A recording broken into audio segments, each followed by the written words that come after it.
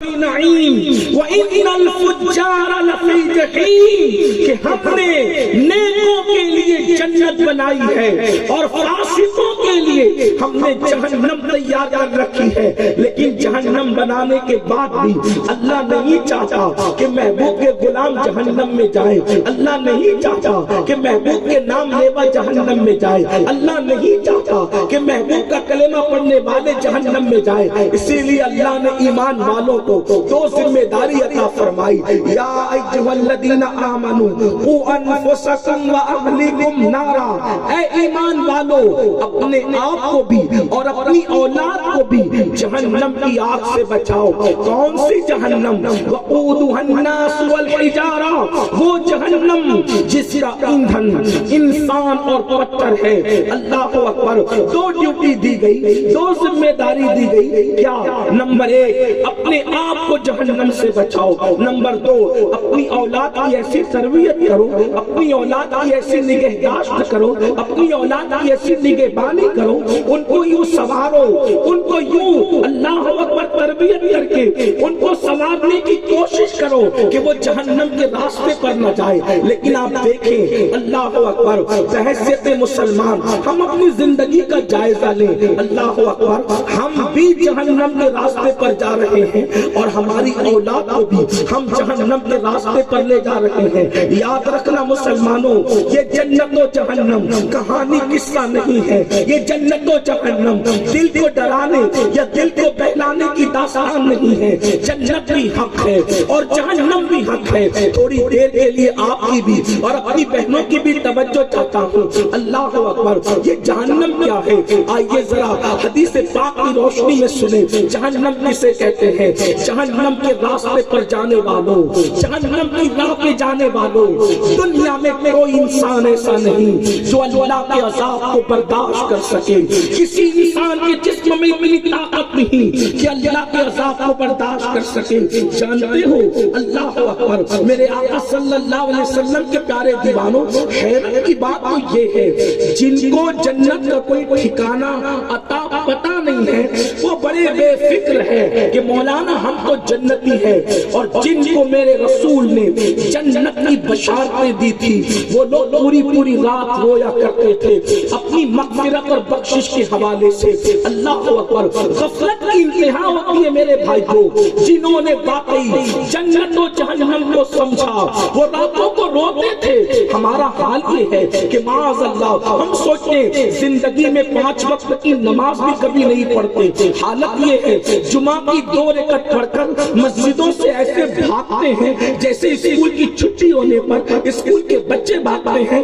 اس طرح مسجدوں سے ہم بھاگتے ہیں. اس کے بعد بھی ہمیں گھمنڈ ہے, ہمیں غرور ہے اللہ اکبر کہ ہم جنت میں جائیں گے. صاحب مجمع الزوائد اپنی کتاب میں لکھتے ہیں کہ اللہ کے رسول صلی اللہ علیہ وسلم نے فرمایا کہ جو اپنے آپ کو قطعی اور یقینی جنتی سمجھے میں محمد اعلان کرتا ہوں کہ وہ جہنم میں جائے گا. اللہ اکبر, اندازہ تو فرمائے صحابہ کرام آنسو بہائے مصلی پر. آپ جانتے ہیں آئیے جس روزی کا اللہ نے وعدہ کیا ہے اس روزی کی فکر تو ہے, لیکن جس مغفرت کا ہمارے ساتھ کوئی وعدہ نہیں ہے اس مغفرت کے لیے ہم نے کیا کیا؟ اللہ نے ہم سے مغفرت کا کوئی وعدہ نہیں کیا بلکہ اللہ کا اعلان ہے وَيُعَذِّبُ مَن يَشَاءُ, ہم جس کو چاہیں گے عذاب دیں گے. وَيَغْفِرُ مَن يَشَاءُ, اور جس کو چاہیں گے اس کی مغفرت کریں گے.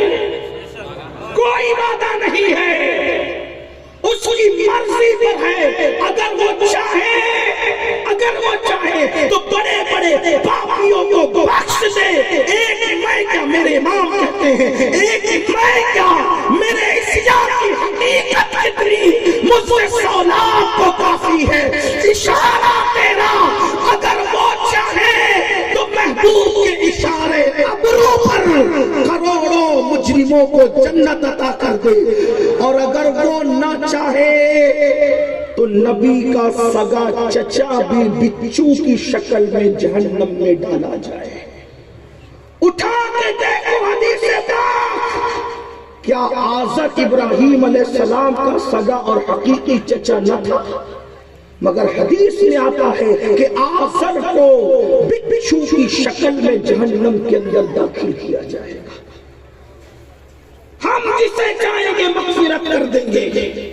کہاں ہے مغفرت کی فکر؟ کہاں ہے آخرت کی فکر؟ کہاں ہے؟ ہم نے کب آخرت کی فکر کی؟ جہنم کے عذاب سے بچنے کے لیے ہم نے کب سوچا؟ جانتے ہو وہ صدیق اکبر سیدنا ابو بکر صدیق. کون صدیق؟ انبیاء کے بعد روئے زمین پر سب سے افضل ترین ہستی، افضل البشر بعد الانبیاء بالتحقیق، جس کے بارے میں اللہ کے رسول نے فرمایا، حضور علیہ السلام فرماتے ہیں ساری امت کا ایمان ایک پلڑے میں رکھا جائے اور ابو بکر صدیق کا ایمان ایک پلڑے میں رکھا جائے تو امت کے ایمان پر ابو بکر کا ایمان بھاری پڑ جائے. وہ سیدنا صدیق اکبر رضی اللہ تبارک و تعالی جن کو رسول اللہ نے اپنی ظاہری حیات میں اپنے مصلی امامت پر کھڑا کیا اور کئی وقتوں کی نماز میرے آقا نے صدیق اکبر کے پیچھے کھڑے رہ کر کے ادا فرمائی. وہ صدیق اکبر ایک مرتبہ چڑیوں کو دیکھتے صبح کے وقت آپ رستے سے تشریف لے جا رہے تھے، دیکھا کہ چڑیا چہچہا رہی ہے تو صدیق اکبر چڑیوں کو دیکھ کر کہتے ہیں اے چڑیوں تم کتنی خوش نصیب ہو، اے چڑیوں تم کتنی خوش نصیب ہو. اور یہ کہہ کر صدیق اکبر روتے ہیں. کون صدیق اکبر؟ عمر ابن خطاب جیسے ہستی کہتے تھے کاش میری ماں نے مجھے پیدا نہ کیا ہوتا بلکہ میں ابو بکر کے سینے کا ایک بال بن جاتا. فاروق اعظم جس کے سینے کا بال بننے کی تمنا کرے. اللہ اکبر. وہ صدیق اکبر رضی اللہ تعالیٰ عنہ چڑیوں کو کہہ رہے ہیں اے چڑیوں تم کتنی خوش نصیب ہو. صدیق اکبر سے لوگوں نے کہا اے خلیفہ رسول آپ چڑیوں کو خوش نصیب کہہ کے رو رہے ہیں. تو صدیق اکبر کہتے ہیں ہاں رونے کی وجہ یہ ہے کہ قیامت کے دن یہ چڑیا سب کے سب مٹی ہو جائے گی. چڑیوں سے اللہ حساب نہیں لے گا اور ابو بکر سے اللہ حساب لے گا. اس لیے ابو بکر سوچ رہا ہے کہ چڑیا کتنی خوش نصیب ہے، کتنی خوش نصیب ہے یہ چڑیا.